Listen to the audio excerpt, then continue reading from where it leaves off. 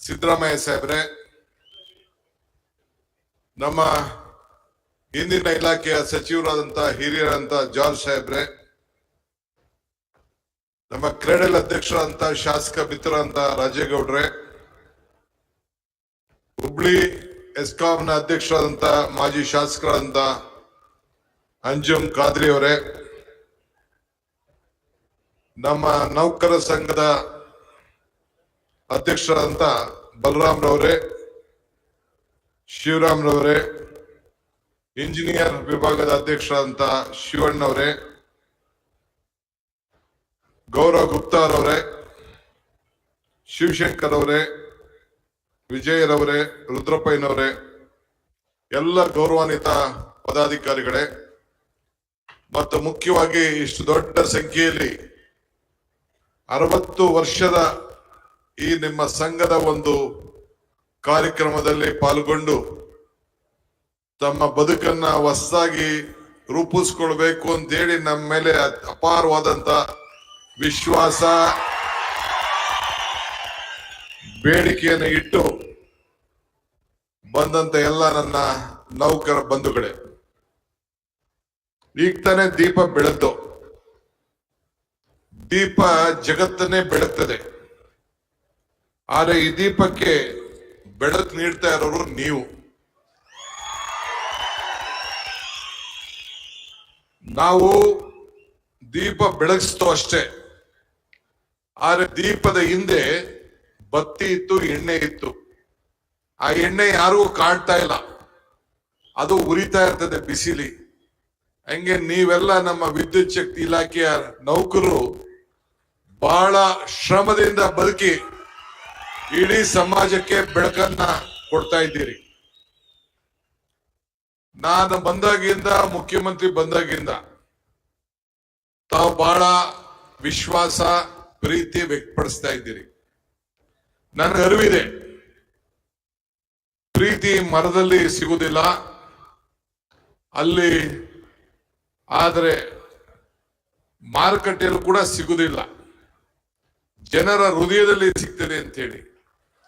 ಹಾಗೆ ನಾವು ನಿಮ್ಗೋಸ್ಕರ ಮಾಡಿದಂತ ಶ್ರಮ, ಸೇವೆ, ತೀರ್ಮಾನ ಇವೆಲ್ಲ ಕೂಡ ತಾವೆಲ್ಲ ಸ್ಮರಿಸ್ಕೊಂಡು ನಮ್ಮ ಮೇಲೆ ಅಪಾರವಾದಂತ ವಿಶ್ವಾಸವನ್ನ ಇಟ್ಟಿದ್ದೀರಿ.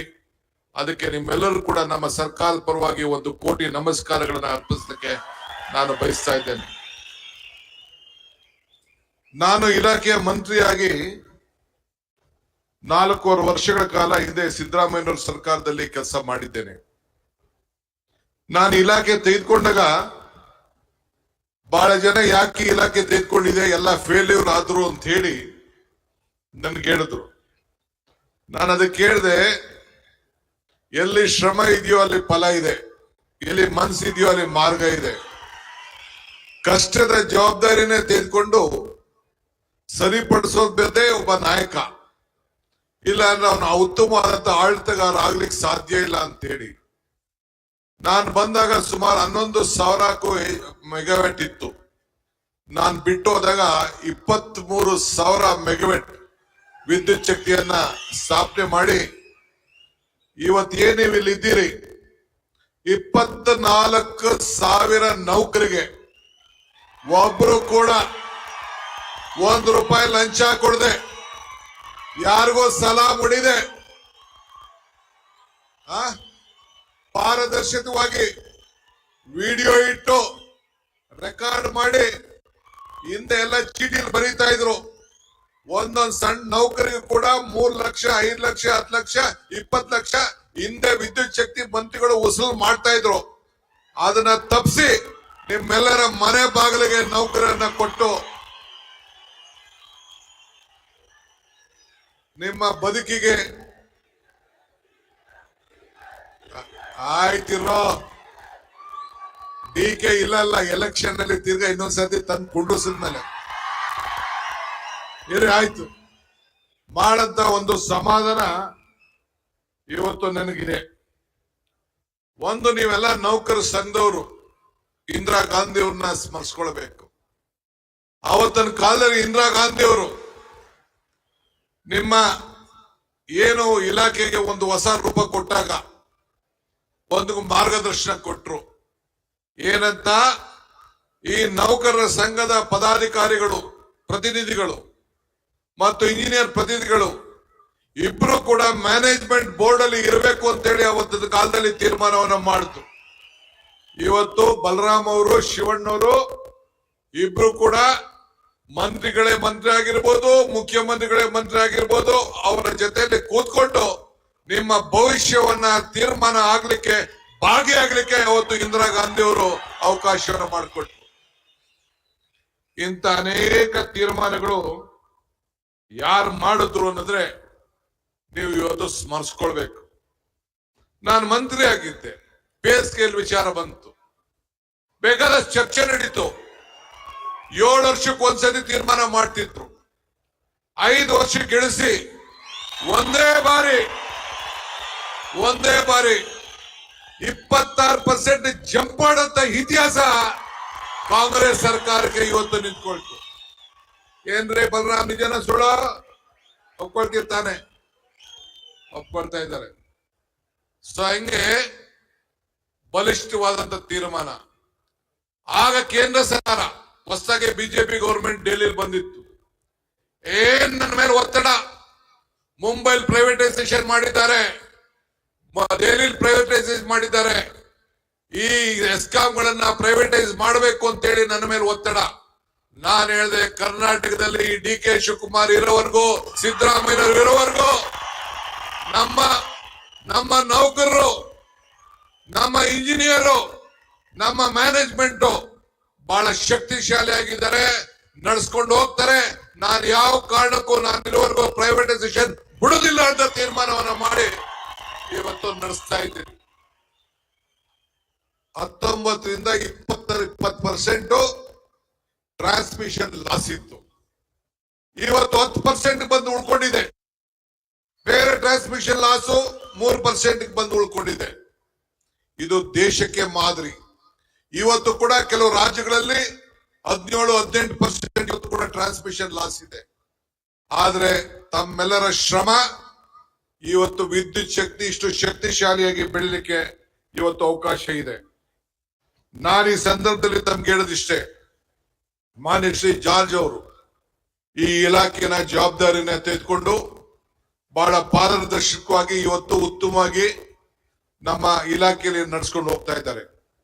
ಇವತ್ತು ನಾವು ಹಿಂದೆ ವಿದ್ಯುತ್ ಶಕ್ತಿಯಲ್ಲೂ ಕೂಡ ಅನೇಕ ಕ್ರಾಂತಿಕಾರಿ ಬದಲಾವಣೆಗಳನ್ನ ಹಿಂದೆ ತೆಗೆದುಕೊಂಡು ನಾವೇನು ನಮ್ಮ ಸರ್ಕಾರದ ಅವಧಿಯಲ್ಲಿ, ಹಿಂದಿನ ಸರ್ಕಾರದಲ್ಲಿ ಕೆಲವು ತೀರ್ಮಾನವನ್ನು ತೆಗೆದುಕೊಂಡು ವಿಂಡ್ ವಿಚಾರದಲ್ಲಿ ಇರ್ಬೋದು, ಸೋಲಾರ್ ವಿಚಾರದಲ್ಲಿ ಇರ್ಬೋದು, ಆಮೇಲೆ ಏನು ನಾವು ಈ ಬೆಂಗಳೂರು ನಗರದಲ್ಲಿ ಗ್ಯಾಸ್, ಇವತ್ತು ಗ್ಯಾಸ್ ನಲ್ಲಿ ವಿದ್ಯುತ್ 24 ವಿತಿನ್ 2 ಮಿನಿಟ್ಸ್ ವಿದ್ಯುತ್ ಶಕ್ತಿ ಹೋದ್ರೆ ಏನು 340 ಮೆಗಾವ್ಯಾಟ್ ಉತ್ಪಾದನೆ ಮಾಡುವಂತ ಒಂದು ತೀರ್ಮಾನವನ್ನು ನಾವು ತೆಗೆದುಕೊಂಡು ಬಹುಶಃ ಎಲ್ಲ ವಿಶ್ವದ ಅನೇಕ ಇಂಡಸ್ಟ್ರಿಯಲಿಸ್ಟು ನಮ್ಮ ರಾಜ್ಯದಲ್ಲಿ ಉತ್ತಮವಾಗಿ ಇಲ್ಲಿ ವಿದ್ಯುತ್ ಶಕ್ತಿ ಸಿಗ್ತದೆ, ನಾವಿಲ್ಲಿ ಬಂಡವಾಳವನ್ನು ಹೂಡಬಹುದು, ಇಲ್ಲಿ ವ್ಯವಹಾರವನ್ನು ಮಾಡಬಹುದು ಅಂತ ಹೇಳಿ ನಂಬಿ ಇವತ್ತು ಬಂದು ಎಲ್ಲ ಕೂಡ ಇಲ್ಲಿ ಬಂಡವಾಳ ಹಾಕ್ಲಿಕ್ಕೆ ಇವತ್ತು ಎಲ್ಲ ಮುಂದೆ ಬರ್ತಾ ಇದ್ದಾರೆ. ನಾನು ತಮ್ಗೆಲ್ಲ ಹೇಳೋದಿಷ್ಟೇ, ಇವತ್ತು ಈಗೂ ಕೂಡ ಹೊಸ ಯೋಜನೆಗಳನ್ನ ಹಿಂದೆ ನಾನು ಹೋಗಿ ಆಸ್ಟ್ರಿಯಾಗೆ, ಸ್ವಿಟ್ಜರ್ಲ್ಯಾಂಡ್ಗೆ, ಜರ್ಮನಿಗೆ ಹೋಗಿ ಒಂದು ರಿಪೋರ್ಟ್ ಕೂಡ ಕೊಟ್ಟಿದ್ದೆ. ಇವತ್ತು ಪಂಪ್ ಸ್ಟೋರೇಜ್ ಏನಿತ್ತು, ಪಂಪ್ ಸ್ಟೋರೇಜ್ ಪವರ್, ಅದಕ್ಕೆ ಹೊಸದಾಗಿ ಇವತ್ತು ನಾವು ಪ್ರಾರಂಭವನ್ನ ಮಾಡ್ತಾ ಇದ್ದೇವೆ. ಈಗಾಗಲೇ ನಾವು ಅಲ್ಲಿ ಸೌದತ್ತಿ ತಾವು ಮತ್ತು ವರಾಯಿಯಲ್ಲೂ ಕೂಡ ಮಾಡಬೇಕು ಅಂತೇಳಿ ಈಗಾಗಲೇ ನಮ್ಮ ಜಾರ್ಜ್ ಅವರು ಮುಖ್ಯಮಂತ್ರಿಗಳು ತೀರ್ಮಾನವನ್ನು ತೆಗೆದುಕೊಂಡು ಉಳಿಸ್ಕೊಳ್ಳಿಕ್ಕೆ ಇವತ್ತು ಪ್ರಯತ್ನವನ್ನ ಮಾಡ್ತಾ ಇದ್ದಾರೆ. ಇವತ್ತು ನಾವು ಏನು ಸೋಲಾರ್ ವಿಚಾರದಲ್ಲಿ ಪ್ರತಿ ಒಂದು ತಾಲೂಕಿನಲ್ಲೂ ಕೂಡ 20ರಿಂದ 50 ಮೆಗಾವ್ಯಾಟ್ ಮಾಡಬೇಕು ಅಂತ ಹೇಳಿ ಏನ್ ತೀರ್ಮಾನ ನಾವು ಮಾಡ್ದೋ, ಟ್ರಾನ್ಸ್ಮಿಷನ್ ಲಾಸ್ಗೋಸ್ಕರ ರೈತರಿಗೆ ಹಗಲಲ್ಲೇ ವಿದ್ಯುತ್ ಶಕ್ತಿ ಕೊಡಬೇಕು.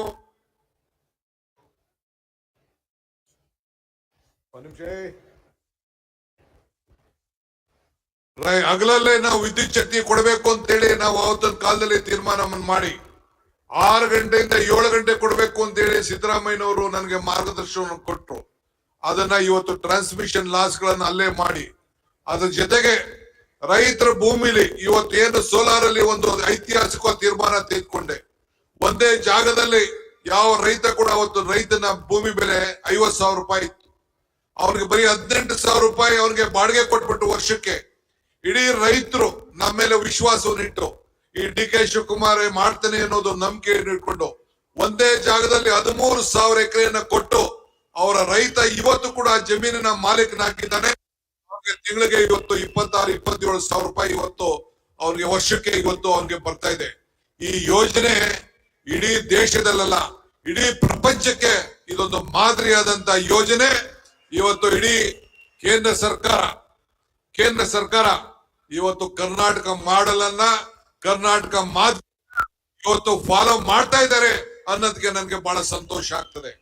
ಆದ್ರಿಂದ ನಾನು ಆಗಾಗ ಒಂದು ಮಾತು ಹೇಳ್ತಾ ಇರ್ತೀನಿ, ಮನುಷ್ಯನ ಹುಟ್ಟು ಆಕಸ್ಮಿಕವಾದ್ದು, ಸಾವು ಅನಿವಾರ್ಯ, ಜನನ ಉಚಿತ, ಮರಣ ಖಚಿತ. ಈ ಹುಟ್ಟು ಸಾವಿನ ಮಧ್ಯದಲ್ಲಿ ನಾವೇನ್ ಮಾಡ್ತೀವಿ ಅನ್ನೋದು ಮುಖ್ಯ. ಹಂಗೆ ನಾನು ಇಲಾಖೆಯ ಮಂತ್ರಿಯಾಗಿ ಜವಾಬ್ದಾರಿ ಆದ್ಮೇಲೆ ನನ್ನ ಬದುಕಿನಲ್ಲಿ ಇದೊಂದು ಸಾಕ್ಷಿ ಗುಡ್ಡೆಯನ್ನ ಬಿಟ್ಟು ಹೋಗಿದ್ದೇನೆ ಅನ್ನೋದು ಆತ್ಮ ಸಾಕ್ಷಿ ಇದೆ. ಆ ಸಾಕ್ಷಿ ಗುಡ್ಡೆ ಡಿ ಕೆ ಶಿವಕುಮಾರ್ ಅಲ್ಲ ಬಿಟ್ಟಿದ್ದು, ನಿಮ್ಮೆಲ್ಲರ ಸಹಕಾರದಿಂದ, ನಿಮ್ಮೆಲ್ಲರ ಪ್ರಯತ್ನದಿಂದ, ನಿಮ್ಮೆಲ್ಲರ ಹೋರಾಟದಿಂದ, ನಿಮ್ಮೆಲ್ಲರ ಬೆಂಬಲದಿಂದ ಇವತ್ತು ನಾವು ಈ ಕೆಲಸವನ್ನ ಮಾಡಿದ್ದೇವೆ ಅಂತ ಹೇಳ್ಕೊಳ್ಳಿಕ್ಕೆ ನನಗೆ ಬಹಳ ಸಂತೋಷ ಆಗ್ತದೆ.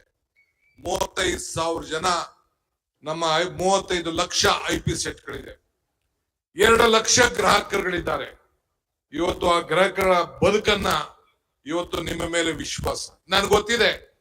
ನಮ್ ಸರ್ಕಾರಕ್ಕೆ ಏನ್ ಬೇಕಾದ್ರೂ ಶಕ್ತಿ ತುಂಬುವಂತದ್ದು. ಎಲ್ಲ ರೈತರು, ಎಲ್ಲ ಗ್ರಾಹಕರ ಫೋನ್ ನಂಬರು ನಮ್ಮ ಹತ್ರ ಇಲ್ಲ, ನಿಮ್ಮ ಹತ್ರ ಫೋನ್ ಇದೆ. ನೀವು ಮನ್ಸು ಮಾಡಿದ್ರೆ ಡಿ ಕೆ ಶಿವಕುಮಾರ್ ಮೇಲೆ ಕೇಳಿಸ್ಬೋದು, ಡಿ ಕೆ ಶಿವಕುಮಾರ್ ಕೆಳಗೆ ಇಳಿಸ್ಬೋದು. ಅದ್ರ ಮೇಲೆ ನನಗೆ ವಿಶ್ವಾಸ ಇದೆ. ಅಷ್ಟು ವಿಶ್ವಾಸವನ್ನ, ರೈತರ ಬದುಕನ್ನ ಪ್ರತಿಯೊಬ್ರು ಕೂಡ, ಯಾವ ಚೀಫ್ ಇಂಜಿನಿಯರ್ಗೂ ಫೋನ್ ಮಾಡೋದಿಲ್ಲ, ಯಾವ ಎಕ್ಸಿಕ್ಯೂಟಿವ್ ಮಾಡೋದಿಲ್ಲ, ಪವರ್ ಮ್ಯಾನ್ ಎಲ್ಲಿದ್ದಾನೆ, ಲೈನ್ ಮೇಲೆ ಎಲ್ಲಿದ್ದಾನೆ ಅಂತ ಫೋನ್ ಮಾಡಿ ಮಾಡ್ತಾರೆ. ಸೊ ಹಂಗೆ ನಿಮ್ಗೂ ಕೂಡ ಉಪಕಾರ ಸ್ಮರಣೆ ಇರಬೇಕು, ನೀವು ಸುಮ್ನೆ ಈ ಜ್ಯೋತಿ ಬೆಳೆಸೋದಲ್ಲ, ಇಲ್ಲಿ ಜೈಕಾರ ಡಿ ಕೆ ಅನ್ನೋದಲ್ಲ. ಹಿಂಗೆ ಮೇಲ್ಗಡೆ ಡಿ ಕೆನ ಈ ಸರ್ಕಾರನ ಮತ್ತೆ ತಂದು ಕೊಂಡ್ರಿಸ್ಬೇಕು. ಆ ಜವಾಬ್ದಾರಿ ಕೂಡ ಇವತ್ತು ನಿಮ್ದು.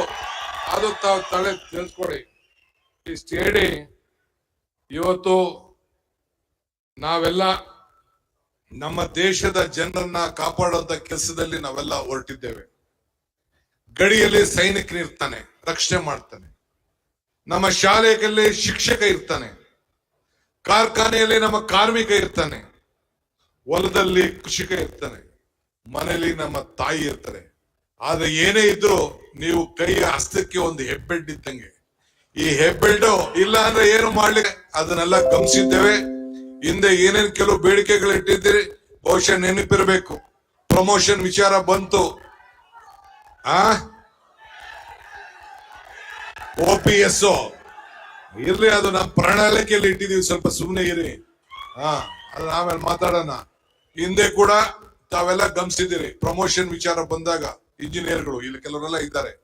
ಒಂದೇ ದಿನ ನಾ ತೀರ್ಮಾನ ಮಾಡ್ದೆ ಇಲ್ಲ ಮಾಡ್ದು. ಹಂಗೆ ಇವತ್ತು ಈ ಸರ್ಕಾರ, ಯಾವಾಗ ಕಾಂಗ್ರೆಸ್ ಸರ್ಕಾರ ಈ ರಾಜ್ಯದಲ್ಲಿ ಇದೆ, ನಿಮ್ಮ ಬದುಕಿಗೋಸ್ಕರ, ನಿಮ್ಮ ಶ್ರಮಕ್ಕೋಸ್ಕರ ಇವತ್ತು ನಿಮ್ಮ ನೌಕರಿಗೆ, ನಮ್ಮ KPTCL ನೌಕರರಿಗೆ, ಬೆಸ್ಕಾಂ ನೌಕರಿಗೆ ನೀವು ಇಟ್ಕೊಳ್ಳಿ. IAS ಆಫೀಸರ್ಗೆ ಸಂಬಳ ಬರ್ತದೋ, ಈ ಚೀಫ್ ಇಂಜಿನಿಯರ್ ಅಷ್ಟೇ ಸಂಬಳ ಬರ್ತದೆ ಅನ್ನೋದು ಕೂಡ ನೀವೆಲ್ಲ ತಲೆಯಲ್ಲಿ ಇಟ್ಕೊಂಡಿರ್ಬೇಕು. ನೀವು ಆ ರೀತಿ ಇವತ್ತು ನಿಮ್ಗೆ ಒಂದು ಉತ್ತಮವಾದಂತ ಸಹಾಯವನ್ನು ನಾವು ಮಾಡ್ಕೊಂಡು ಬರ್ತಾ ಇದ್ದೀವಿ. ನಿಮ್ಮ ಪ್ರೀತಿ ವಿಶ್ವಾಸ ಯಾವಾಗ್ಲೂ ಇರ್ಲಿ, ಸಂಬಂಧ ಇರ್ಲಿ, ನಿಮ್ಮನ್ನ ಬಿಡುವಂತ ಪ್ರಶ್ನೆನೇ ಇಲ್ಲ. ಈ ಕಾರ್ಯಕ್ರಮಕ್ಕೆ ನಾವು ಬಂದಿದ್ದು ನಿಮ್ಮ ಜೊತೆ ಯಾವಾಗಲೂ ಕೂಡ ಈ ಸರ್ಕಾರ ಇದೆ. ನಿಮ್ಮ ಆಶೀರ್ವಾದ ನಮ್ಮ ಇರಲಿ, ನಮ್ ಕೈ, ನಮ್ಮ ಶಕ್ತಿ ನೀವು ಉಳಿಸ್ಕೊಳ್ಬೇಕು ಅಂತೇಳಿ ಪ್ರಾರ್ಥಿಸಿ ನನ್ನ ಮಾತನ್ನು ಮುಗಿಸ್ತೇನೆ. ಜೈ ಹಿಂದ್, ಜೈ ಕರ್ನಾಟಕ ಮಾತೆ.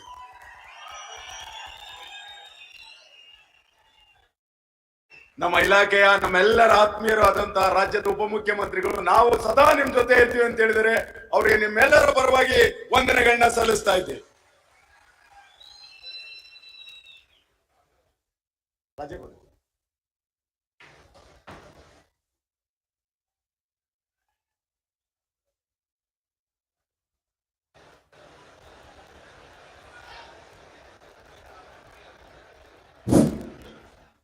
ಸ್ನೇಹಿತರೆ, ರಾಜ್ಯದ ಜನರ ಹಸಿವನ್ನು ನೀಗಿಸಿದಂತ ಅನ್ನದಾತರಾದಂತಹ ಶ್ರೀಯುತ ಸಿದ್ದರಾಮಯ್ಯ ಸರ್ ಅವರು